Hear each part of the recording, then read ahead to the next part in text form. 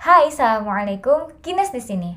Teman-teman kelas 11, apa kabarnya nih? Selamat datang ya di pertemuan pertama kita di Geografi kelas 11. Materi pertama yaitu adalah berkaitan tentang yang tajuknya itu Indonesia sebagai poros maritim dunia.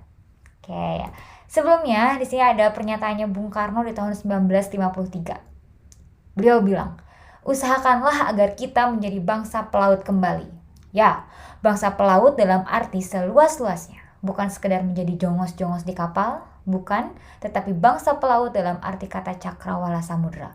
Bangsa pelaut yang mempunyai armada niaga, bangsa pelaut yang mempunyai armada militer, bangsa pelaut yang kesibukannya di laut menandingi irama gelombang lautan itu sendiri. Keren ya. Nah, di sini kita udah mulai nih bias-bias tentang makna poros maritim itu udah kebayang lah ya. Tapi kita simak lebih lanjut berkenaan yang pertama tentang makna Indonesia sebagai poros maritim dunia. Kalau berdasarkan KBBI sendiri belum ada sih definisi pasti tentang konsep Indonesia sebagai poros maritim dunia ini. Tapi kalau dilihat dari makna katanya, Indonesia sebagai poros maritim dunia itu berarti Indonesia sebagai pusat dari arus pelayaran dan perdagangan dunia, sehingga dengannya Indonesia mampu menjadikan sumber daya kelautan sebagai modal pembangunan demi kesejahteraan seluruh rakyat Indonesia. Jadi intinya kalau bagi saya sendiri gitu ya, makna Indonesia sebagai poros maritim dunia itu adalah Indonesia kan negara kepulauan, negara bahari gitu ya, dimana harusnya potensi-potensi sumber daya alam kelautan itu menjadi modal besar bagi kita untuk mensejahterakan bangsa kayak gitu. Oke, kita langsung nih ya. Dalam nawacitanya Bapak Jokowi itu punya cita-cita nih mengusung kembali Indonesia sebagai poros maritim dunia dengan program atau beberapa pilar gitu. Jadi bagaimana mewujudkannya? Beliau punya 5 pilar Indonesia sebagai poros maritim dunia. Yang pertama itu adalah membangun kebudayaan maritim. Terus ada lagi pilar yang kedua adalah menjaga dan mengelola sumber daya kelautan. Yang ketiga, pilar ketiga adalah pembangunan infrastruktur dan konektivitas maritim. Ada lagi yang keempat, pengembangan diplomasi maritim dengan bersama menghilangkan konflik di laut. Jadi ini bareng-bareng sama negara tetangga kita gitu ya, di sekitar kepulauan Indonesia gitu. Kemudian yang kelima adalah membangun kekuatan pertahanan maritim. Nah, 5 pilar ini yang kemudian dicanangkan dan semoga gitu dengan 5 pilar ini ketika dijalankan keseluruhannya mampu membangun cita-cita Indonesia sebagai poros maritim dunia gitu. Kita akan langsung aja ke yang pertama ini. Jadi untuk segmen pertama ini kita akan membahas tentang membangun kebudayaan maritim dulu nih. Sisanya 4 kita akan bahas di part kedua. Langsung ya, kita akan ngebahas yang pertama dari 5 pilar Indonesia sebagai poros maritim dunia adalah budaya maritim. Kebudayaan maritim itu maksudnya apa sih? Nah, bisa jadi dikatakan juga selain maritim itu adalah bahari. Kebudayaan bahari dipahami sebagai sistem-sistem pengetahuan, tindakan, karya, dan prasarana yang digunakan oleh masyarakat dalam pengelolaan pemanfaatan sumber daya alam dan merekayasa jasa-jasa lingkungan laut bagi kehidupan. Jadi intinya bagaimana sih budaya kehidupan kita gitu, itu teh semuanya bertolak ukur ke laut gitu. Nah, budaya maritim, salah satu unsur kebudayaan maritim di sini adalah sistem pengetahuan, seni, dan ekonomi yang dijalankan masyarakat setempat. Nah, karena kita ngomongin budaya maritim dulu, yang salah satunya itu adalah pengetahuan, maka yang akan kita bahas selanjutnya adalah yang pertama, pengetahuan kita tentang Laut Indonesia. Kita harus tahu dulu nih letak dan geostrategis Indonesia. Ini akan kita bahas. Yang kedua tentang batas negara Indonesia. Kita harus tahu dong kita bertetangga dengan siapa harus kita jalin kekerabatannya agar kita mampu mewujudkan cita-cita kita gitu. Tanpa adanya konflik, harusnya seperti itu. Maka kita harus tahu batas negara kita sejauh mana sih gitu. Terus ada lagi kita akan ngomongin karakteristik wilayah darat Indonesia. Ini mungkin sekelebatan aja ya, karena ini sudah banyak dibahas di kelas 10 berkaitan tentang alam Indonesia di litosfer gitu. Nah, kemudian yang keempat kita akan bahas tentang karakteristik laut Indonesia. Oke, kita lanjut. Kita langsung masuk ke yang pertama. tentang bagaimana membangun budaya maritim adalah dengan memperkuat pengetahuan kita tentang kemaritiman kita. Kita akan masuk di letak negara Indonesia. Kita ada di mana? Geostrategis itu artinya kayak letak kita ini apakah mampu menjadi strategi kita untuk mempertahankan diri dari gempuran dan ancaman, atau kita mampu nggak sih kita itu untuk memajukan diri kita dengan kondisi letak geografis kita. Kita langsung ke letak astronomis kita. Letak Indonesia jika dilihat berdasarkan garis lintang dan garis bujur berada pada 6 derajat lintang utara sampai dengan 11 derajat lintang selatan dan 94 derajat bujur timur sampai dengan 141 derajat bujur timur. Nah, letak astronomis ini menyebabkan Indonesia memiliki iklim tropis dengan suhu rata-rata tahunan yang tinggi, yaitu lebih dari 18 derajat Celcius. Kalau letak geografisnya itu berkaitan dengan letak Indonesia berdasarkan posisinya terhadap wilayah lain. Kalau secara geografis sendiri, Indonesia itu berada pada posisi silang di antara 2 benua dan 2 samudra. Ada lagi berdasarkan letak geologisnya, Indonesia terdiri dari sirkum pegunungan Mediterania di bagian barat, dan sedangkan di kawasan tengah dan timur, Indonesia terdiri dari sirkum pegunungan Pasifik. Untuk lebih jelasnya, yuk perhatikan gambar yang ada. Kita lihat ya, misalnya kalau kita ambil, ini ada garis merah, ini merupakan garis 0 derajat, garis khatulistiwa. Indonesia berada di mana? Tadi dikatakan ada di antara 6 derajat lintang utara dan 11 derajat lintang selatan. Jadi kalau dilihat dari atas ke bawah gini nih gitu bentukannya. Negara kita berada lebih luas di bagian selatan yang dibandingkan dengan kawasan utaranya. Tuh, ini cuma 6 derajat doang, dari 0 ke 6 kan segini doang. Nah, kalau di bagian selatannya kita punya luas yang lebih gitu. Kita beda 5 derajat gitu ya, hampir setengahnya kita lebih luas di bagian selatan. Nah, kemudian Indonesia berada di 94, ini nggak kelihatan, 94 derajat bujur timur sampai dengan 141 bujur timur. Jadi seluas ini nih, kalau misalnya dari kanan ke kiri, tetap ya kalau bikin garis nggak pernah lurus gitu, itu sejauh itu. Itu maksudnya dari 6 derajat lintang utara, 11 derajat lintang selatan, dan sekian-sekian gitu. Itu maksudnya gitu, letak astronomis. Selanjutnya kalau dilihat dari letak geografisnya itu, kita berada di antara 2 samudra kan tadi, ada Indian Ocean sama Pacific Ocean gitu. Ada Samudra Pasifik dan Samudra Hindian. Terus kita juga diapit oleh 2 benua. Ada benua Asia di bagian barat laut, dan kemudian di bagian tenggara kita berada, atau di bagian selatan gitu ya, selatan ke tenggara lah, kita berpapasan, kita berdekatan dengan benua Australia gitu. Terus maksudnya geostrategis itu gimana? Perhatikan deh teman-teman, kita berada di antara belahan bumi selatan sama belahan bumi utara. Kalau misalnya kita ngomongin maritim, di mana laut dijadikan sebagai media transportasi gitu, pengangkutan atau pelayaran jalurnya itu pasti ngelewatin kita ya. Dari bagian benua Asia pasti ngelewatnya ke sini gitu, ke Bangkok Pointnya, kemudian kita sampai ke Australia. Jadi dari seluruh jalur pelayaran utara selatan, selatan ke utara, kita pasti dilewatin terus gitu. Kenapa kemudian dikatakan strategis? Karena kalau misalnya ada bentrokan antara negara-negara bagian selatan sama negara-negara bagian utara, kita akan menjadi pangkalan militer yang harus ditaklukkan gitu oleh negara-negara yang bersenjata. Jadi atau enggak, kita akan menjadi persinggahan bagi kapal-kapal yang berlewatan, yang berlalu lalang gitu dari utara ke selatan, selatan ke utara gitu. Jadi harusnya perairan kita harus dikelola dengan baik agar apa? Agar mampu menjadi sumber sumber penghasilan yang baik untuk mensejahterakan rakyat.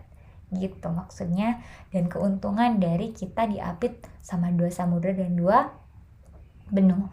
Fakta Indonesia adalah negara kepulauan terbesar di dunia yang memiliki 17.500 pulau dengan luas daratan hampir mencapai 2 juta kilometer persegi dan luas perairan sebesar 6,3 juta kilometer persegi. Luas banget loh dibandingkan dengan negara kepulauan kayak Filipina, kayak Jepang, kayak Korea gitu. Jadi kita harusnya berbangga dan jadi modal kan gitu dengan luas dan besarnya negara ini. Tapi juga tantangan sih.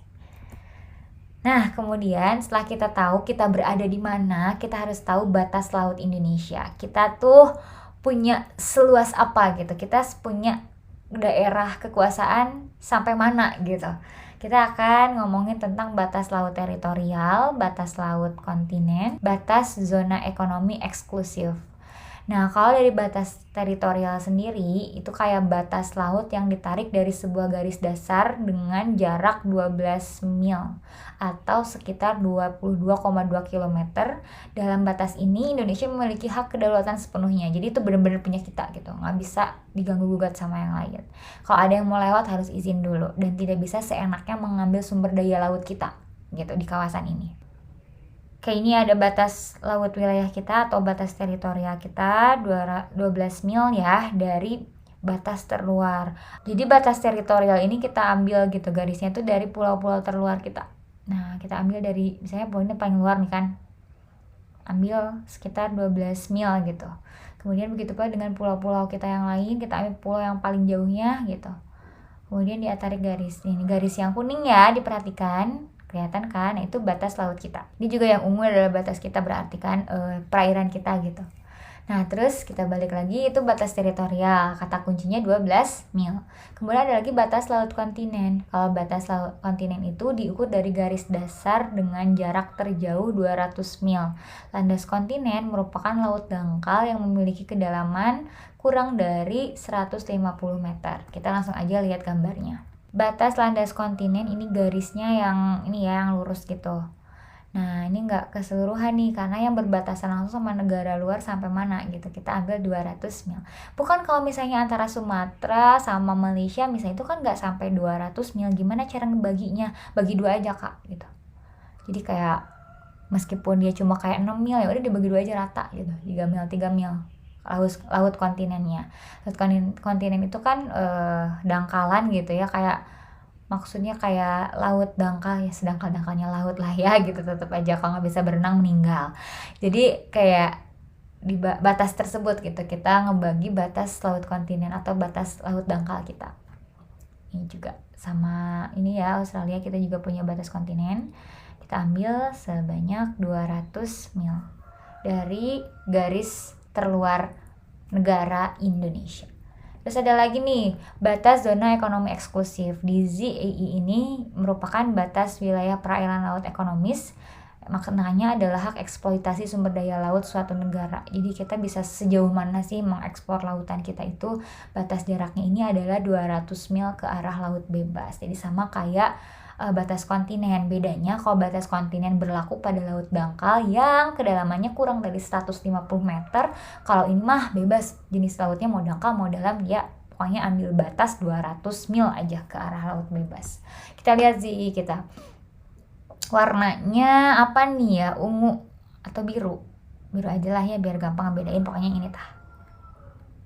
Ini adalah batas kita di mana kita berhak untuk mengeksplorasi laut kita, mengeksploitasi sumber daya yang ada di dalamnya. Nah, bisa dilihat ini sih kita berbatasan sama batas kontinennya, tapi bisa dan ini masih milik kita gitu, yang ungu-ungunya ini gitu. Tuh, semoga dapat dipahami tentang batas laut. Selanjutnya, berkaitan dengan batas laut, Indonesia itu pernah mendeklarasikan diri dengan Deklarasi Juanda. Deklarasi Juanda ini merupakan salah satu peristiwa bersejarah loh yang dicetuskan oleh Perdana Menteri Indonesia, yaitu Juanda Kartawijaya pada 13 Desember 1957. Kita langsung lihat petanya nih ya. Perhatikan, ini adalah batas laut Indonesia sebelum Deklarasi Juanda. Jadi ini kayak batasnya tuh ini tah, cuma garis-garis tepi doang. Itu artinya laut yang ada di antara kepulauan kita nih, yang ini adalah laut bebas yang bisa dilewatin sama negara manapun, dieksploitasi sama siapapun gitu. Itu kan merugikan kita ya. Perdana Menteri Juanda ketika itu menginisiasi ini nggak bisa kita rugi dengan cara seperti ini. Maka dideklarasikanlah bahwasannya Indonesia ini menyatakan sebagai negara yang memiliki ciri khas corak tersendiri. berbudaya, kebudayaannya macam-macam gitu. Kondisi geografisnya juga demikian. Bahwa Indonesia juga merupakan kepulauan yang membentuk satu kesatuan. Nah, karena ada kesatuan di sini, maka tidak bisa diberlakukan di mana laut atau perairan di antara kepulauan ini adalah bukan milik kita gitu. Nah, setelah deklarasi Juanda, makanya laut atau perairan di antara kepulauan-kepulauan kita ini menjadi milik kita, menjadi kesatuan dari keseluruhan kepulauan Indonesia gitu. Bisa dibandingkan ya, kalau ini mah polosan gitu, bisa dilewatin siapa aja karena tidak ada maklumat di mana ini milik siapa, siapa yang boleh lewat, siapa yang boleh ngambil ikannya gitu. Tapi ketika sudah dideklarasikan dengan deklarasi Juanda, kita punya batas laut yang jelas, siapa yang boleh masuk, harus izin ke siapa dulu. Setelah deklarasi Juanda ini jadi lebih utuh gitu. Kita dinyatakan sebagai negara kesatuan Republik Indonesia yang bercirikan dengan archipelagic nation, kayak negara kepulauan gitu ya. Karena diakui juga perairan di antara pulaunya itu adalah milik kita. Itu deklarasi Juanda, semoga diingat terus karena ini kayak momen berharga dan ini dasar hukum kenapa orang gak boleh lewat laut kita sembarangan. Terus batas laut udah kebayang, kita tinggal di mana udah kebayang. Sekarang kita akan ngomongin karakteristik wilayah daratan Indonesia. Dilihat dari gambarnya kita udah bisa ngelihat ya, kita kayak punya ragam morfologi permukaan bumi gitu, dari gunungnya ada gunung api sampai gunung es di Jaya Wijaya juga kita punya gitu. Tanah yang subur untuk pertanian, kemudian bentukan-bentukan alam lainnya yang membawa keindahan gitu bagi daratan kita. Terus ada lagi, kalau misalnya secara detail nih, karakteristik wilayah daratan Indonesia itu yang tadi ya, adanya jalur pegunungan, sirkum Pasifik dan sirkum Mediterania. Ini si sirkum tadi. Sirkum tuh kayak jajaran pegunungan dunia dan kita kelewatan gitu. Terus kita terlewati oleh sirkum tersebut. Di bagian timur sampai selatan Indonesia kita dilewatin sama ring of fire-nya dari sirkum Pasifik.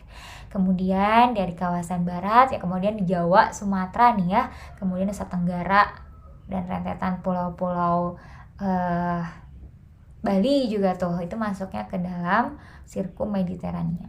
Nah, karena kondisi ini menyebabkan yang tadi kita punya pegunungan, kita punya lipatan, kita punya dataran tinggi, dataran rendah, dan juga tanah yang subur hasil dari letusan gunung apinya gitu. Dan juga membentuk rangkaian kepulauan sebelah barat Pulau Sumatera seperti Pulau Simele, Pulau Nias, Siberut, dan Pulau Enggano. Membentuk daratan hasil proses pengangkatan dasar laut. Oke, kita juga punya nih daratan karst gitu. Dataran karst itu kayak yang ada di Padalarang deh kalau Jawa Barat gitu ya. Ada lagi di Yogyakarta itu ada Pegunungan Sewu, ada lagi Jaya Wijaya sama Maros di Sulawesi Selatan. Itu adalah dataran karst itu, yang Gunung Kapur itu dulunya adalah laut purba gitu, dan kemudian mengalami pengangkatan dasar laut dan jadilah seperti yang kita kenal sekarang. Kemudian juga punya jalur-jalur patahan yang berpotensi terjadinya bencana gempa bumi. Itu juga jadi waspada ya, nggak cuma keindahan dan subur tanahnya doang, tapi juga kita berlimpah potensi bencananya. Kemudian juga ada zona tumbukan lempeng tektonik, juga membentuk jalur gunung api aktif. Ya tadi ya sering kita mention, kita ada di cincin api atau di ring of fire. Gambar yang tadi. Nah, setelah karakteristik daratan, kita punya karakteristik perairan laut Indonesia. Daratnya sebentar aja selewat. Kita akan ngomongin karakteristik perairan laut Indonesia berdasarkan letaknya, salinitasnya, dan arus laut. Ini penting nih. Kita lihat ya. Pembagian laut di Indonesia ada Laut Dangkalan Sunda, Laut Tengah, sama Laut Dangkalan Sahul. Sunda Tengah Sahul, STS. Ingat. Dataran Sunda adanya di mana? Adanya di Jawa, tepatnya Jawa Barat gitu. Berarti dataran Sunda tuh bagian baratnya Indonesia. Lihat deh perbedaan warnanya. Ini warnanya kayak navy gitu, sedangkan ini warnanya biru laut, biru pucat gitu ya. Nah, ini menandakan kedalaman laut yang berbeda. Lebih dalam yang mana? Yang navy dong ya. Jadi artinya dangkalan Sunda ini merupakan dulunya itu kayak daratan gitu, pas zaman glasial, pas zaman es. Nah, kemudian ketika esnya mencair, yang tersisa adalah daratan-daratan yang lebih tinggi dan yang lain tergenang air yang kemudian kita kenal sebagai sekarang itu laut dangkal. Makanya dibilang dangkalan Sunda. Dangkalan Sunda mencakup kawasan apa aja? Ini tah yang semuanya warnanya biru pucat. Nah, dari sini sampai nyambungnya ke Asia gitu. Jadi kawasan Kalimantan, Jawa, Sumatera dulunya itu gabung sama benua Asia. Nah, kita ke pinggir dulu deh, ke dangkalan Sahul. Lihat ini ada gambar yang biru pucatnya ke sini, kemudian ke sini, itu artinya kita gabung nih sama di sini ada benua Australia.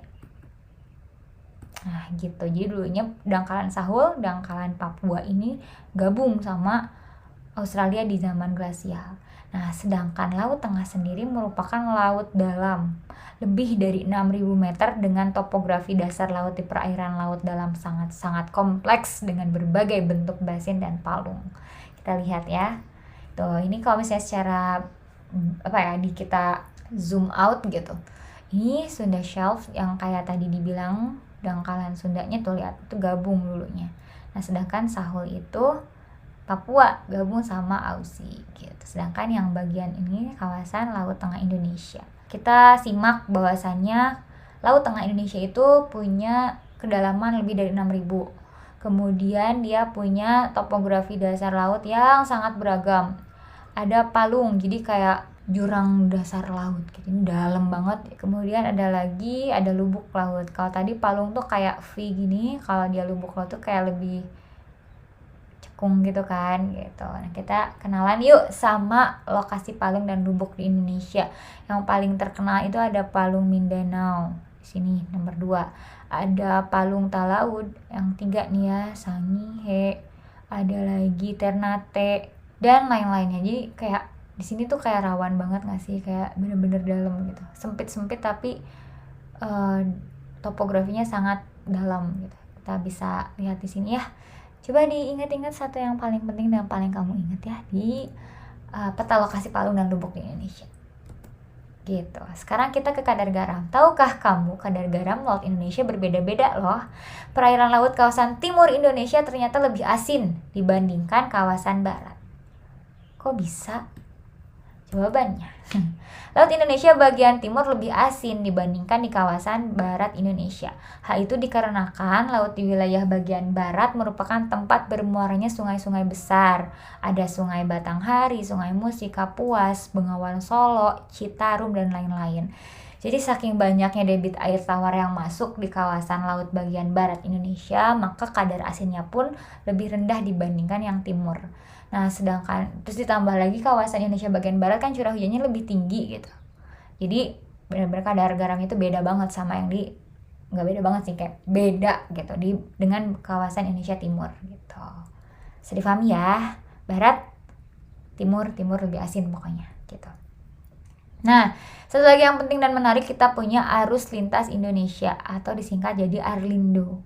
Indonesia sebagai negara dengan julukan negara maritim itu tentunya bukan tanpa alasan. Hal ini didasarkan karena potensi lautnya yang sangat besar. Salah satu faktor adanya arus lintas Indonesia atau yang lebih kita kenal dengan Arlindo tadi.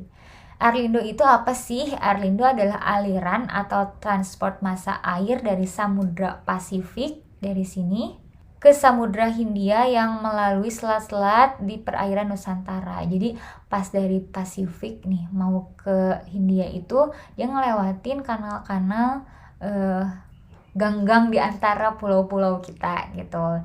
Ini terjadi karena karena perbedaan topografi, perbedaan ketinggian Pasifik sama Hindia. Jadi lebih tinggi Pasifik daripada kawasan Samudra Hindia. Jadi air mengalir dari yang tinggi ke yang rendah. Nah, kemudian qadarullah Allah mengizinkan gitu, dengan adanya pergerakan arus ini kita dapat berkahnya. Kok bisa? Kita lihat ya. Ini kan Pacific Ocean nih. Digerak nih ke Indian Ocean. Kenapa? Karena tadi perbedaan tinggi samudra. Jadi yang ini lebih tinggi di Pasifik, air pasti ngalir dari yang tinggi ke yang rendah ya, secara alami gitu. Nah, kemudian si arus ini masuk melewati kanal-kanal sempit lah dibandingkan dengan luas kan. Kalau yang ini kan kayak bebas aja gitu, tapi kalau ketika lewat ke Indonesia itu masuknya kayak gang-gang sempit gitu si air tuh. Nah, karena masuknya tadi si arus ini dan kemudian nabrak lah, kayak bukan nabrak atau ya, mengarah ke deretan pulau di kawasan Bali dan Nusa Tenggara Barat dan Timur ini, dan menyebabkan adanya upwelling. Jadi kan nabrak tuh si arus teh ke daratan gitu. Nah, ketika nabrak tadi, arah arusnya itu membawa nutrien-nutrien atau plankton-plankton atau fitoplankton gitu, itu makanan ikan kan. Jadi naik ke permukaan. Jadi kawasan-kawasan timur Indonesia ini punya potensi ikan yang lebih banyak gitu. Itulah kenapa kemudian dikatakan berkah Arlindo, karena si arusnya tadi menyebabkan adanya upwelling atau arus naik yang membawa nutrien-nutrien penting sebagai pakan dari ikan-ikan. Jadi kita tumpah ruah deh ikan-ikan kita di sini gitu. Nggak suka ikan, tenggelamkan kan kata Bu Suji, doyan makan ikan. Itu dia tadi pembahasan kita tentang seputar membangun kebudayaan maritim Indonesia. Semoga menjadi pelajaran penting, membawa kebanggaan buat kita, dan karena udah tahu kita jadi mau menjaga. Itu sih pentingnya kita tahu gitu, dan kita mengenal karakteristik laut Indonesia. Nah, udah ya, tadi kita udah ngomongin letak geografisnya, geostrategis Indonesia, batas-batas negara Indonesia. Tadi inget gak ada berapa negara yang bertetangga sama kita? Balik lagi ya ke videonya, kalian review lagi dan sebutkan ada berapa negara tetangga kita di kolom komentar. Sebagai bukti kalau kalian nyimak, pokoknya harus di kolom komentar. Terus yang ketiga, karakteristik wilayah darat Indonesia juga udah. Karakteristik laut, kadar lautnya, Arlindonya kita udah bahas. Dan untuk pilar yang lain, kedua, ketiga, keempat, dan kelima akan kita bahas di segmen selanjutnya di part kedua. Jadi udah dulu sampai jumpa. Assalamualaikum warahmatullahi wabarakatuh.